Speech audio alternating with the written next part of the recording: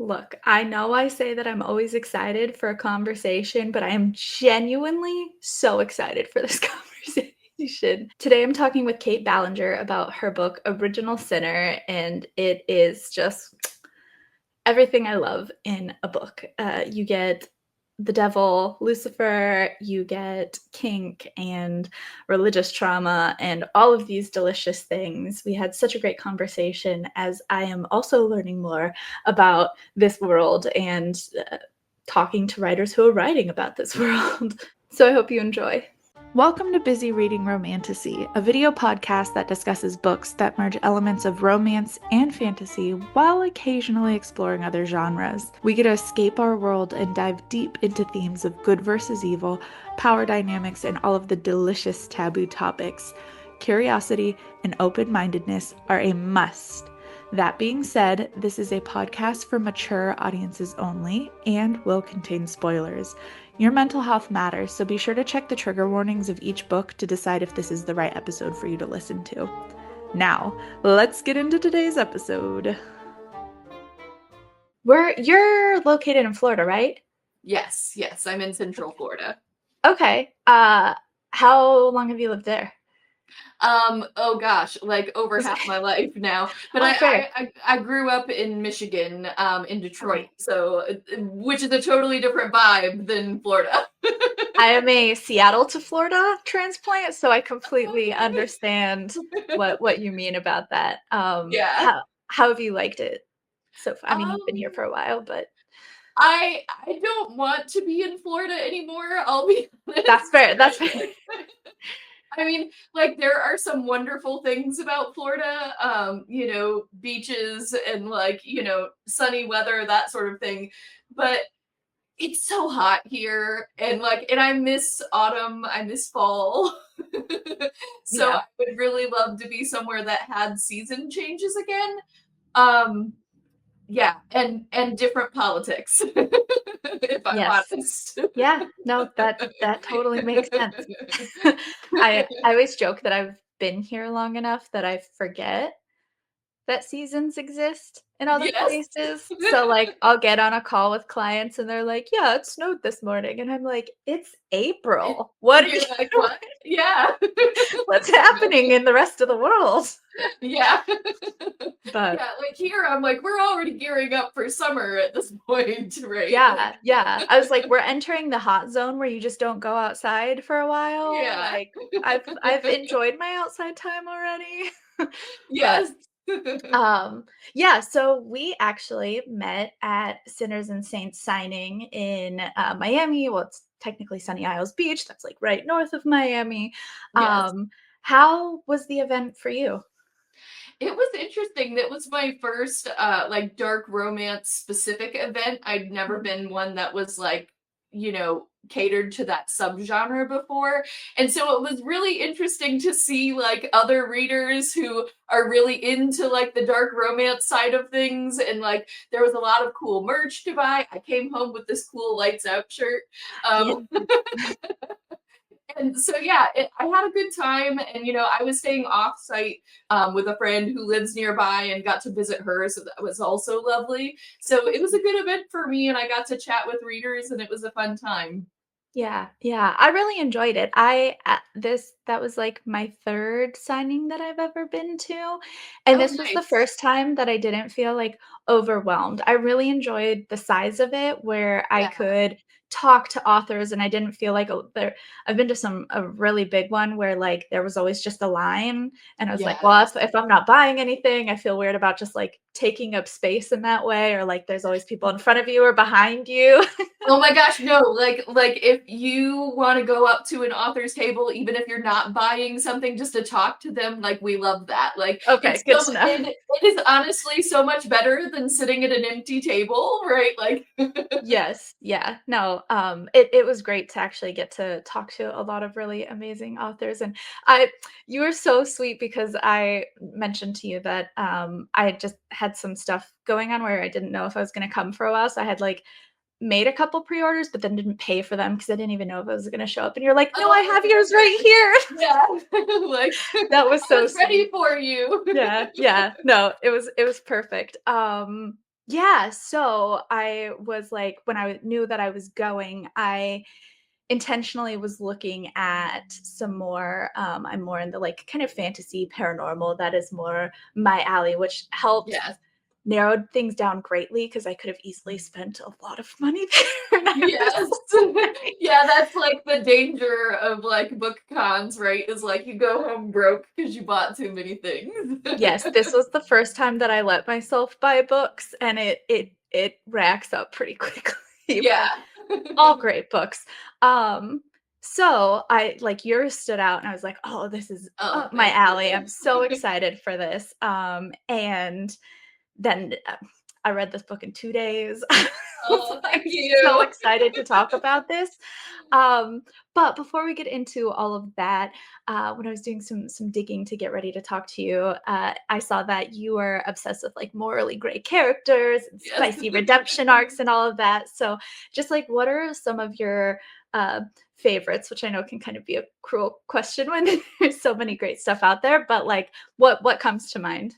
Yeah, I mean, my favorites are the things that readers probably most see the most frequently in my books, right? Because like Gotcha. I kind of work with the philosophy of that I don't want to be writing a book that I wouldn't want to read as a reader, right? Mhm. So I love like enemies to lovers trope, like you said, morally gray, heroes or heroines, like I like both. I want to be questioning whether they can be redeemed or not, but ultimately have them be redeemable in the end. That's like a thing for me, because I love spicy redemption arcs. My books are all very high heat. The original Sinner probably more so than my previous series. There's usually some element of like kinky stuff involved in my books. Um, yeah, so like those are really like my bread and butter. Like I love these things, and honestly, Original Sinner and like the whole series arc that I'm working on there has really just been kind of a practice in throwing everything I love into a book. So like if you want to know what I love to like read as a reader, like it's very similar to what I'm throwing into Original Sinner because like that series was very much a joy project, like passion project for me. So like it's all the things I love rolled into one.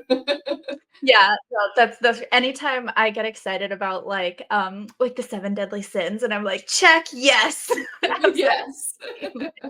Yeah, Kinky, like yes. yes, yeah, like I wrote this book with the idea that I was like, okay, this is gonna like just attract the other people who are just like me and be like, okay, I love this, right? Like it will Yep. not be for everyone, but I hope it's for a lot of Yeah. people. No, absolutely, absolutely. So, how did you get started in writing? Oh gosh. So I've been writing actually a very long time about oh gosh, over 13 years at this point. It's been a while. Yeah. My first series which at the time was titled The Execution Underground came out with Harlequin in 2012 and that I did a couple books with them. The rights have since come back to me, and my current readers know that series as the Rogue Brotherhood. It's been renamed and released in indie. So I worked on that series for a little bit, and then moved into writing my Seven Rain Shifter series. Which is what a lot of people know me for is like Cowboy Wolf Shifters. So that was the 6 book series, and then now writing Original Sinner. But I think what really got me like started in writing initially was I was just a really big reader, and I had written a couple like short stories for various classes and stuff in school and kind of enjoyed doing that and got like positive feedback from teachers. And it was like something in my brain just kind of clicked and it was like, oh, hey, like I could do this like because I'm good at it, right? Like this is something that I'm good at, like maybe I should do this. And so then I started kind of delving into writing fan fiction, which a lot of writers start with. And at the time, like just to give the era, it was like really badly written Twilight fanfic. Um, but like I won a couple contests like with the Twilight fanfic back in the day, and so that was like further feedback that I Yeah. needed to kind of encourage me to keep going. And so, the rest was just kind of history. But I remember an interest in books and in writing from like a very young age, like somewhere in the confines of like my garage or somewhere, I have like a 50-page like novella, like short story that I wrote in like fourth grade, which of course had a vampire hero. Like, so it was always going to be like paranormal and fantasy stuff for me. Perfect. You just knew. It just worked out that way. Yeah. That's awesome. Okay, so like what does the writing slash maybe like publishing process look like for you now, I guess? Yeah, so I've done both indie and traditional publishing, but right now my current series is with Amazon Publishing Montlake. So it's really like I'm actively on deadline for book 3 in the series. But the writing process for me always starts out like very slow at the beginning because like each book, I'm not much of a plotter. Mhm. So like I'm more of a discovery writer. I kind of like things come up as I'm writing, and like sometimes there's twists in the book that I'm just as shocked by as the readers, right? Yeah. Like my brain is 2 steps ahead of me, I guess. And so like Mhm. when I first start like putting pen to page for any project, it goes rather slow, right? Like, because I'm still kind of like getting my footing and like trying to figure out what's going on with this story and like not really knowing where I'm going with it. And then like, it slowly like climbs like a mountain. Like you'll see like my word count slowly ticking up as I get closer and closer to the end, which is like a horrible way to work, by the way. I don't recommend it. Fair. Um, Okay. but like my friends all know that like yeah like Kate's gonna be all worried that she's not gonna meet the deadline because like she's getting low word counts at the start, but then like the closer the deadline gets, like suddenly like the book's getting written. Ta-da! Yeah. Yeah. It's a very neurodivergent way of working, but like it works for me.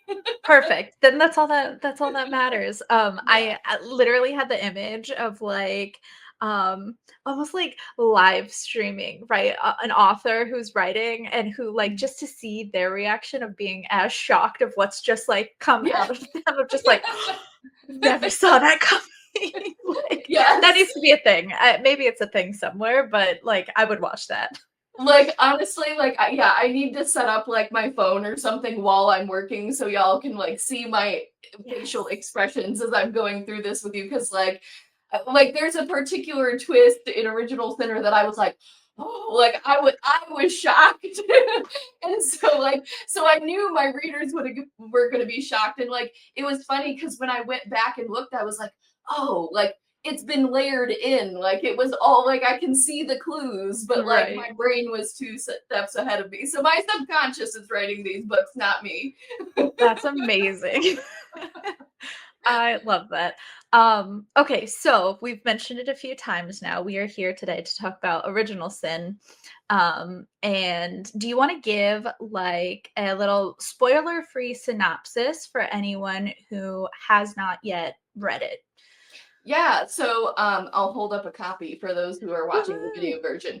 So, Original Sinner is the first book in my new Dark Romantasy series, and it is basically kind of like if Netflix Lucifer met 50 Shades of Grey, but like with better represented kink. And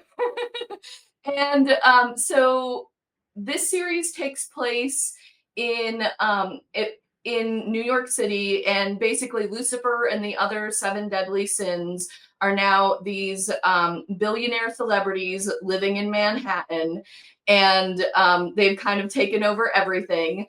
And the heroine, Charlotte, is the runaway daughter of a cult like evangelical minister. So she runs off to New York City trying to escape her family and this oppressive religion that she comes from, and decides that the best way to do that is working as an intern at Lucifer's company. Um, he owns a company that's kind of similar to LVMH, which is Louis Vuitton Moet Hennessy. It's a luxury goods company. Mm-hmm. And so she ends up working in PR at his company. And this isn't too spoilery, I hope, because it's on the back cover. But she writes a really bad press release about Lucifer just to kind of get her anger at her lovable asshole of a boss off her chest. And it ends up getting leaked to the press. And so then she has to fake date the devil. Amazing. Amazing. So this is the portion where if you have not yet read this book, pause, bookmark, save, go read the book, and then come back and enjoy the rest of the discussion, because I really enjoy having discussions that are full of spoilers. That's what I want to talk about, basically. Yeah. I want to get into it. So feel free now. Everything is fair game. I would love to know, what was both your favorite scene to write and also one of the more challenging scenes to write? Ooh, those are both good questions. So I have a few favorite scenes, right? It's hard to pick just one. Fair. I really love the opening, like one of the early scenes where Lucifer and Charlotte are at Asmodeus's club, the Body Shop. So Asmodeus is Lust, Lucifer's brother. And they basically end up getting roped into going into a private room together, and like things get steamy. If you've seen the character art on my social media or on my newsletter, like that is the scene that the character art is about, by Lauren Boyle, who is an amazing artist. And I love that scene for so many reasons. One, because like all the dark like tension between her and Lucifer is kind of like finally starting to come to a head. But also I love just like the vibes of that scene, and I love that Asmodeus was like introduced as a character, because like Lust is one of my favorite characters in the series. Like as far as secondary characters go, I just love him. So I love, like, I had so much fun writing that scene, like, and it was just like the culmination of everything I'd been building up in the book at that point. So I had a blast writing that part. I would say other favorites are like, I also really love the scene where he casts the Aurora Borealis over the city, because that one like broke my heart and made me cry. So yeah, that one was like, I loved it for like the emotional beat of it, whereas like the other scene was more like, ooh, this is so sexy, right? As far as like scenes that were really difficult to write, and I say difficult like with a caveat, right? Because like this book just sort of like flew out of me. Fair. Like yeah, like it was such a joy project to write that I don't feel like there was any part of it that I was like super agonizing over. Oh, amazing. So like I just had so much fun working on it. But there were a few parts where like emotionally it was heavy. That's And fair, so like as I'm writing it, and typically in these scenes we're in Charlotte's point of view, right? I was just like feeling so deeply for her. So one was when he says basically when their fake dating contract is made, and her whole world has just been turned upside down because Lucifer has just thrown this contract at her and said, by the way, like, you're gonna be my fake fiance now. Right. And I was like, poor Charlotte. Like, she was just so viscerally pissed. Like she was so angry. And the other one I would say is at the very ending. So this one's the major spoiler. So like another spoiler alert. If you haven't read the ending, we're about to talk about it. It was when they're on the way to the Met Gala and Lucifer gets out of the car shaking his head and he's like, I can't do this, Charlotte. I can't do it, because he's about to tell her, right, that he's the one who sent the press release. Right. And like, and I will say that's one twist I knew from the start. I knew he had sent the press release from the beginning of the book. Okay. That one did not surprise me. But just the agony he was going through about the fact that he had done that, and like doesn't regret it in one sense, but like also kind of sees what it's done to her. Like that was hard. Like Right. it was like oof, it was hitting me in the feels. Yeah. Well, and also, and we've made it this far, and like, they had this agreement, and this was essentially kind of the end of it. And if he's like, I can't do, you're like, wait, what? What can't you Yes. do? What do you mean? Right, and like and the line that still gets me, like it got me even when I re-listened to the audiobook, right? Because like Mhm. I like they gave me the audio just shortly before release, so like I wanted to listen to like every moment of like Ethan Reed and Isabel's performance. So I listened through it, and the part like and it hit me in the audio the same way it did in the actual book was when he says I poison everything I love, and I was just like, I was done for. I was like, you Yeah. poor Lucifer, poor Charlotte. I just felt bad for both of them. Yeah. Yeah. Oh, yeah. Yes. Oh, those are all great. Yeah. So I put in my notes, immediately, like page 9 already, Mhm.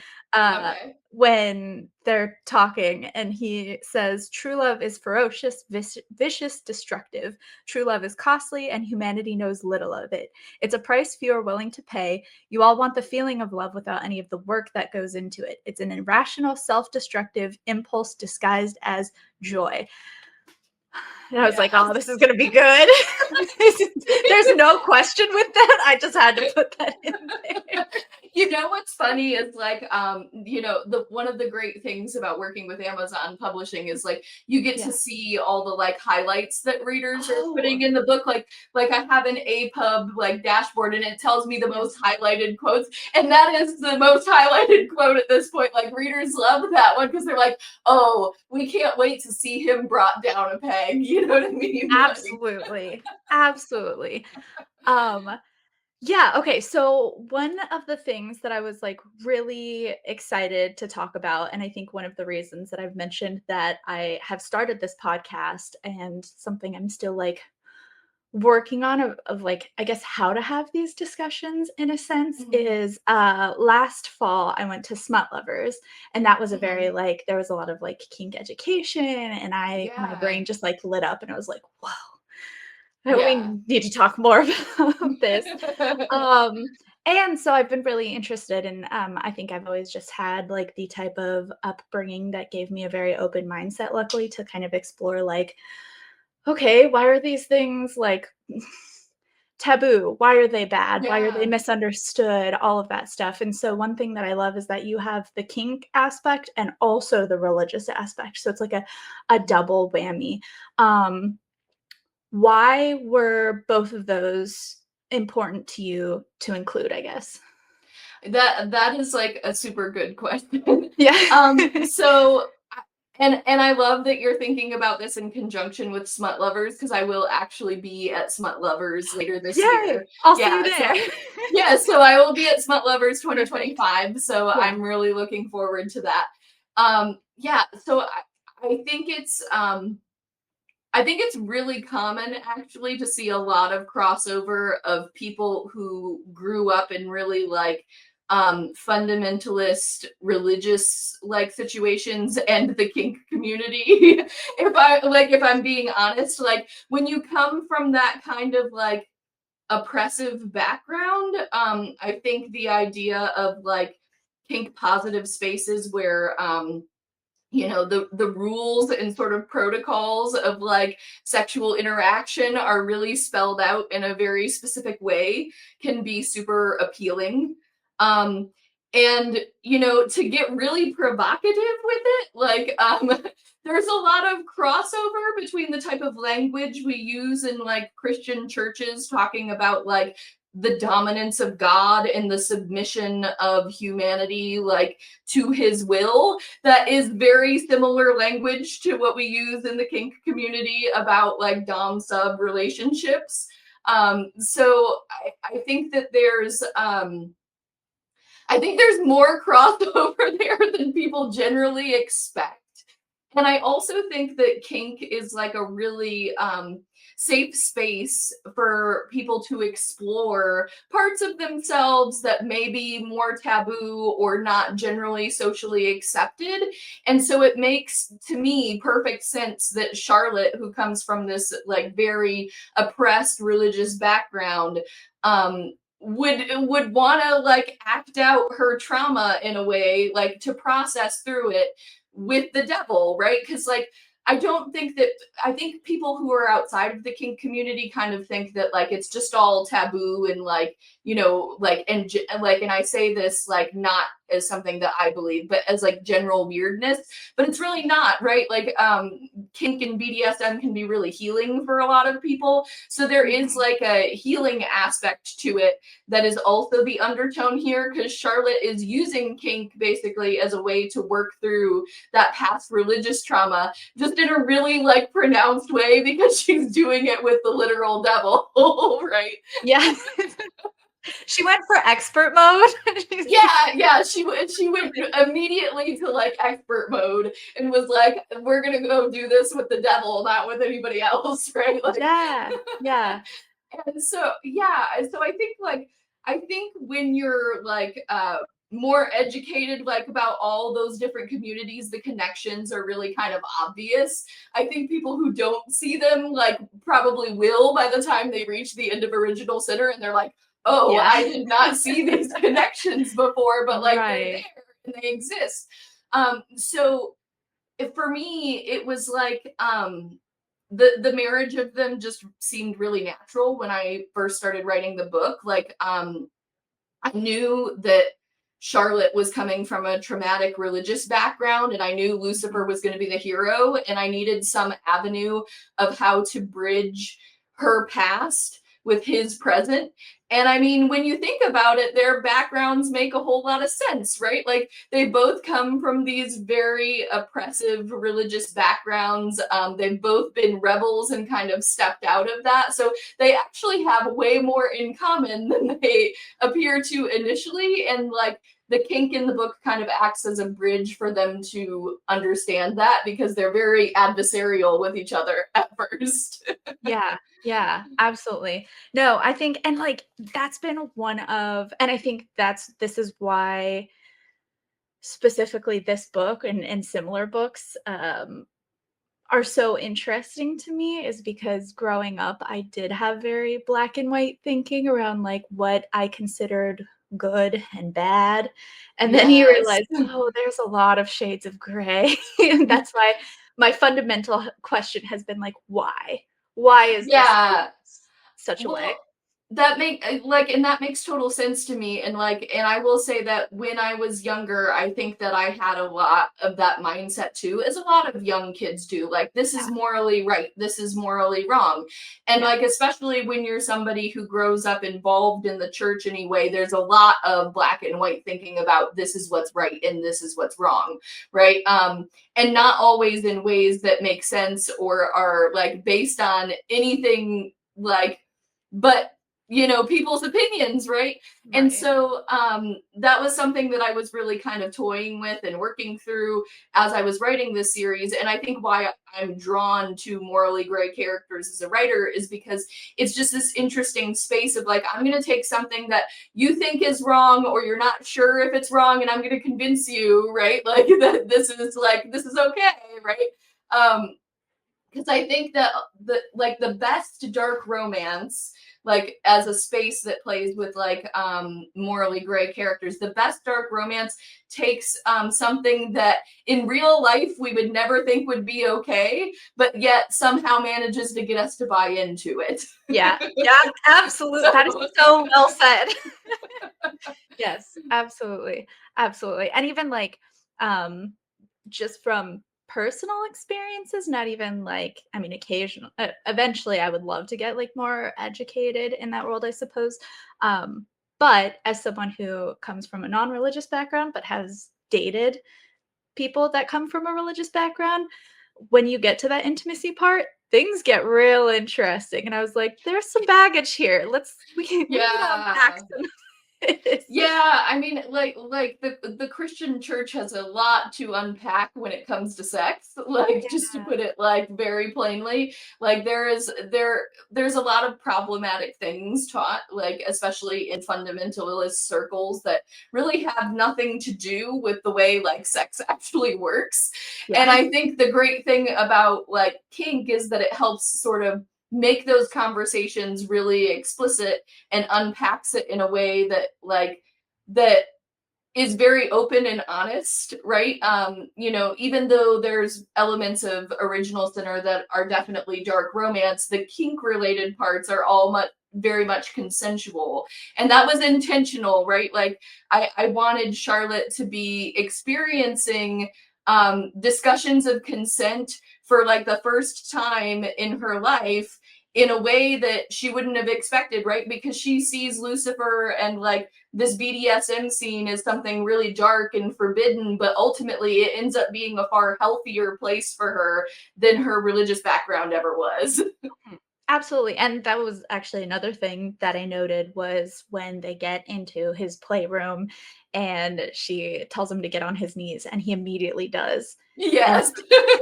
and I think that's another thing that's maybe often misunderstood if you're not educated in the kink world, and that's why I love things like Smut Lovers who are, Mm. working on educating people, especially when it comes to things like power dynamics of kind of what you see from the outside versus what is actually happening, where in most cases it is the submissive that has all of the power, like, that's the consent part of, like, Mhm. the exchange of power and who is saying and following and all of that, and I thought that was just a beautiful display of that. Yeah, and and it's, you know, I think it's one of those things where like the submissive does have a lot of power in that dynamic because she can call the stop, like a stop on the scene at any Mhm. time. You know, she's got her safe word, but at the same time, like you know, I don't want to erase the fact that like the doms also like have the power to call the scene to the stop, right? Right, If they think that things are going wrong, or like, so the consent thing sort of goes both ways. But like, yes, the sub is the one being put through the things that are probably going to make them more likely to say the safe word, of right, course. right. But like, but I think the mutual consent aspect of BDSM is really part of what makes like Charlotte and Lucifer's relationship in Original Sinner like work so well. And like, and I don't want to call their relationship healthy because Right. like because it That's is a dark yeah, romance and there's a lot of trauma bonding going on here. But like, but those aspects, the specific like kink aspects of their relationship, I was right. aiming for those to be healthier portrayals. Right, no, and I can appreciate that because that's another discussion that I have often where especially when you get in the realm of fantasy, that very much blurs the lines, and it's kind of like, part of the discussion that I've been having of, like, when you're reading these books, you know that this is a Mhm. work of fiction, this is not real, this is not a guide for you to try out at home or whatnot. There's a level of common sense that has to be had as well of, like, getting educated. Yes. Yeah, yeah. And like, and I was like, I feel like there's such a tendency when we're putting BDSM rep into like into romance books to make it unrealistic. And like, and I do think that like to some degree I get that there's a space for that. Like it's fiction, it's fictional, but at the same time like there are real people who are really a part of communities that practice these things. And so for me, as I was writing Original Sinner, it was like, it was very important to me that I try to represent that in like an authentic way, especially because the BDSM and kink community is so heavily rooted in its history in the LGBTQ like queer community. And so like I don't want to co-opt anybody's history. So I was really trying to be super sensitive when I was writing the book and the series as a whole. And that's also like, since it's blended with fantasy and in a fantasy world, obviously, right, with Mhm. magical elements, that's why I was like very specific with my publisher that I was like, okay, we're going to put this disclaimer at the back that that says this is not an accurate representation of the kink community, right? Like, Right. but you know, I have friends who are kinksters who have read it and they're like, I love it, like it's good rep, like I'm happy. And I'm like, okay, Yeah. because I don't want to do damage to any community like that I'm that I'm using like elements of their lives in my fiction, right? Mhm, mhm. Yeah, and that's actually what I was going to ask is, like, what was your process like? Research, it sounds like you had did you intentionally look for sensitivity readers who had that education, or were they already kind of following you, I suppose? Yeah, So by nature of being a neurodivergent person, I have a lot of friends already who are perfect, yeah. kinksters. So it was very easy to like reach out and be like, is this okay? Like, am I writing Yeah. this right? But like at the same time, I did a lot of my own research as well. Like I listened to a lot of like BDSM related podcasts about like from various educators, not just in the BDSM community, but like in greater sex education, like in general.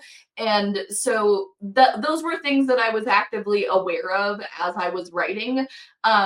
But I like some of it had already just been gleaned from my own knowledge over the course of many years. But like it's, you know, it's one of those things that you want to always be conscious of, that like when you're writing any kind of representation, not just like in the BDSM and kink community, but like, you know, the LGBTQ community, or if you're writing BIPOC characters, like you want to make sure you're doing your research and unpacking like your own biases. So then that way it's coming across like as representation in a positive way. So I do that, I think, with like my work as a regular practice, I would say, like, because I don't know everything. I haven't lived every experience I'm ever going to write about. But at the same time, like, I want to be respectful of the communities that I am writing about in varying ways. And, you know, as much as possible, consult with people who have more lived experience in that area than I do. Yeah, yeah, I love that, and I love the care that you take to just be mindful of that, because sometimes it is a case of we don't know what we don't know, and so just Yeah. trying to genuinely approach that and just be like, "What do you think?" You know? Yes, exactly. Yeah, Yeah, but I did read a lot of books, listen to a lot of podcasts, like varying things, and do a fair amount of research going into this book yeah, about the kink community specifically. So, yeah. Is there anything that stood out that really surprised you either during the research phase or, like, getting feedback on any of it? um, hmm, I I don't know that there was anything that super surprised me, because I feel like some of the authors that I already love are very like kink conscious and kink positive, like Gotcha. writing authors. So I feel like Yeah, I've learned a lot just by nature of reading their books. that's fair. Right. But it was it was enlightening to like really go into a deep dive. And like and I guess I have to give a shout out to my favorite podcast that I listen to about this, which is Lena Dune's Ask a Sub podcast, which has been like an amazing go-to resource. Ooh, So I'll have to check that out. yeah. Absolutely. Awesome. Yeah, and completely switching topics, but something that I also noted that I love that you included was her going shopping with Jax and just, like, going on the shopping spree and partying and getting wasted. I don't know why that just gave me so much life, because I feel like a lot of times when you get, like, millionaire, you get the kind of, like, stubborn female being like, "No, Yes. I'm not gonna touch any of it," and I would've been like, "Why not? Go shopping." So, I Exactly. just loved that. That was very much intentional, because like I love, you know, I love a good billionaire millionaire romance, right? Yeah. And but it drives me crazy when the heroine is like, no, I'm not gonna take your money because I'm too morally high-handed. And I'm like, girl, right? Like, because the thing is, like, as somebody Yeah. who's grown up like like lower middle class to poor most of my life, I'm like, please give me your money, Mr. Billionaire, right? Like, make my life easier. I feel that. I feel that so hard. Yeah, so I was like, there was no question in my mind that I was going to do the opposite of that trope, because I was like, he has more money than any person should reasonably have. Like, I like this is gonna sound crazy since I'm writing a series where all the like main characters are these billionaires, but I don't think billionaires should exist. Like, and Yeah. so that was very intentional in the series, that like I'm playing with these morally gray characters and I'm making them billionaires in part because I don't think billionaires should exist. And so I'm as I'm writing Charlotte's character, it's just like, girl, he has more money than he could ever possibly spend in a lifetime. Like, I don't think people really conceptualize like how much $1 billion actually Right. is. And so Yeah. I'm like, yeah, go wild in New York City. Like, go party with your friend and like shop it up. It's gonna be like $5 to him. Yeah, true. No, absolutely. Absolutely. Yeah. Hilarious. Which I will say, like the wealth and like the power that wealth brings is like a theme that generally like carries throughout the series. So Okay, okay, yeah. noted, noted.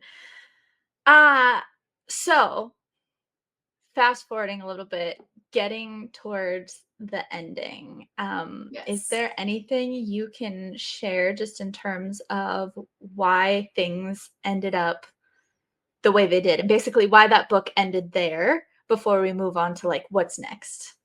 Yeah, so when I first was writing Original Sinner, like readers who have read the ending are gonna laugh, because like I was so convinced it was gonna be a standalone. And I Oh, was like, okay. yeah, I was convinced that like Charlotte and Lucifer were gonna get their HEA and they were gonna like ride off into the sunset and we were gonna never hear from them again.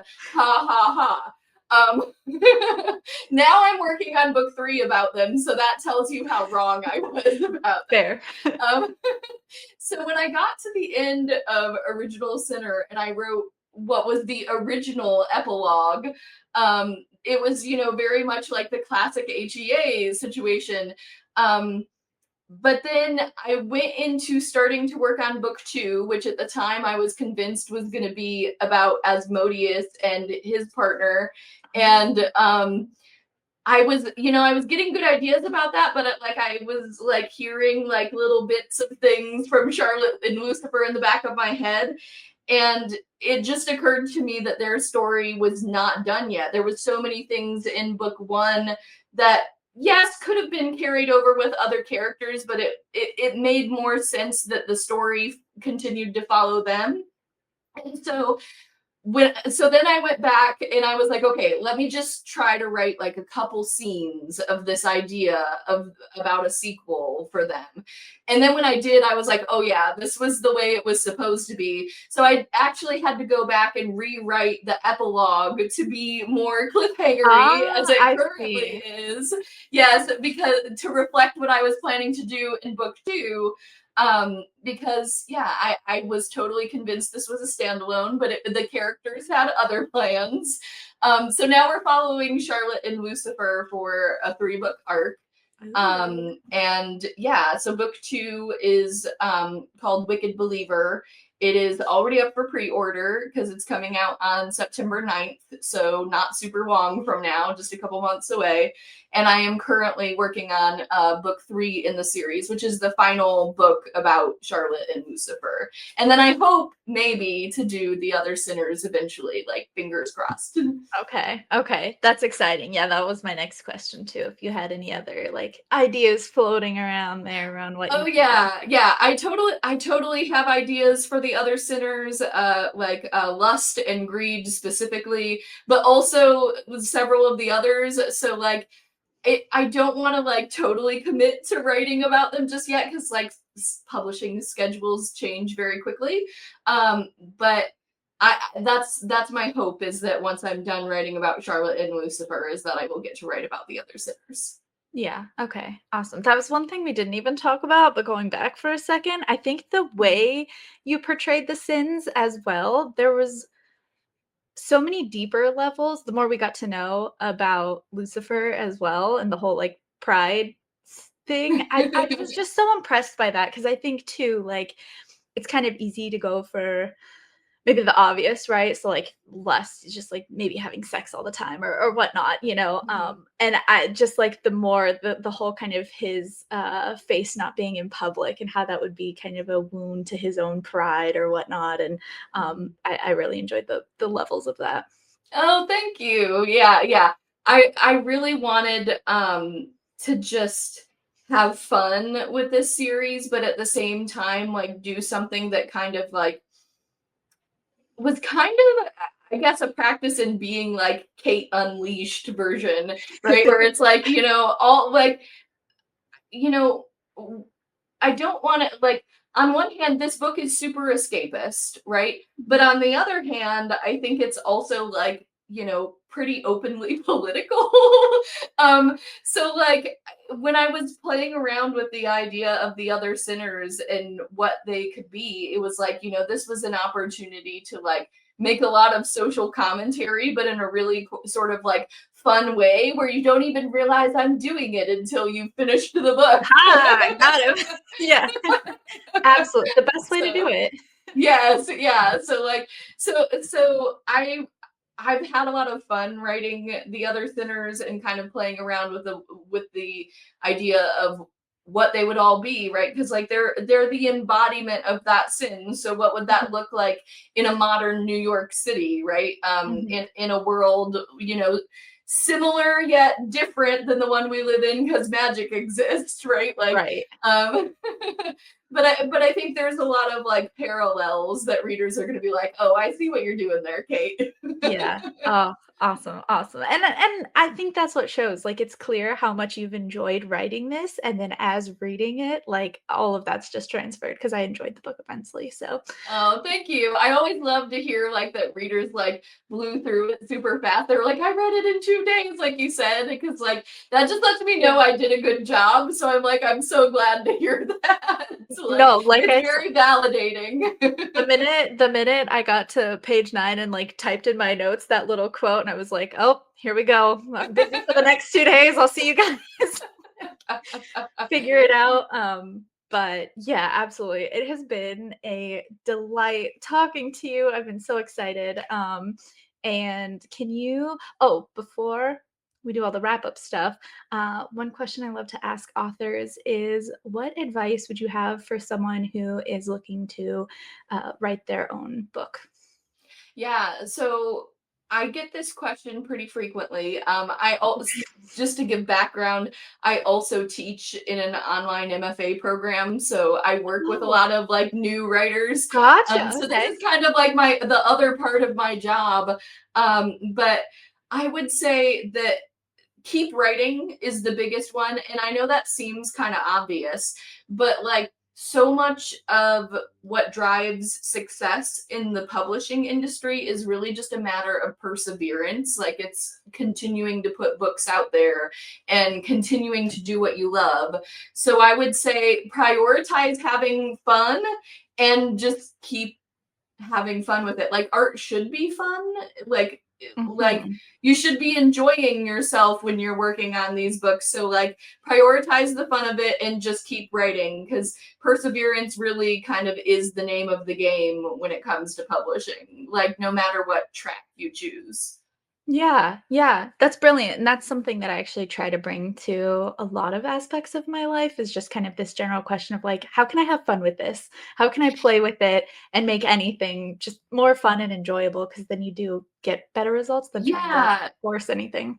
yeah, and there is such a high burnout rate in publishing and like in art related careers and fields in particular. And I think that's because sometimes we get so focused on like the end goal that we forget the like the play aspect of the work and like let yourself play when you're Yep. writing, right? Like it should be play. And I will say that writing Original Sinner was very much like an exercise in like, just playing and having fun. Awesome. Oh, that's great to hear. Can you let everyone know where they can find you, where what platforms you're on? Yeah, so readers can sign up for my newsletter at my website, which is www.kateballenger.com. And then I'm also regularly on social media. on TikTok as Kait Ballenger, and then on Instagram as at Kait.Ballenger. Awesome, awesome. And I know you mentioned you plan to go to Smut Lovers. Do you have other conferences or just bookish events that you're planning to go to? Yeah, I will be at a few different things. I will be at the Orlando Library Book Fest in May. I think it's like May 17th, May 18th. Don't quote me on that. Okay. So I will be at that. I will also be at Smut Lovers, which is September. Yes, in September. And then I will be at Romantasy Book Con in Orlando in October. Amazing. I'll be there too. We'll just Oh follow yeah, each other around the whole time. we'll see plenty of each other this year then. Perfect. It was meant to be. Yes. Awesome. Well, thank you again so much for your time. I would absolutely love to have you back as you continue your author journey and we get into the next book of these series. Oh yeah, I'd love to be back. I had such fun chatting with you, so absolutely. If you've made it to this point in the episode, thank you so much for watching. I'd be incredibly grateful if you showed some support either by following or subscribing, depending on what platform you're watching on, and leaving a comment. You can always follow me on Instagram at BusyReadingRomantasy or on TikTok at busy.reading.romantasy to see what I'm up to. You can also email me at busyreadingromantasy@gmail.com to tell me your thoughts, dreams, secrets, or if you just have any book and author suggestions you'd love me to cover. Grab yourself a good book, get cozy. I'll see you next Wednesday for a new episode.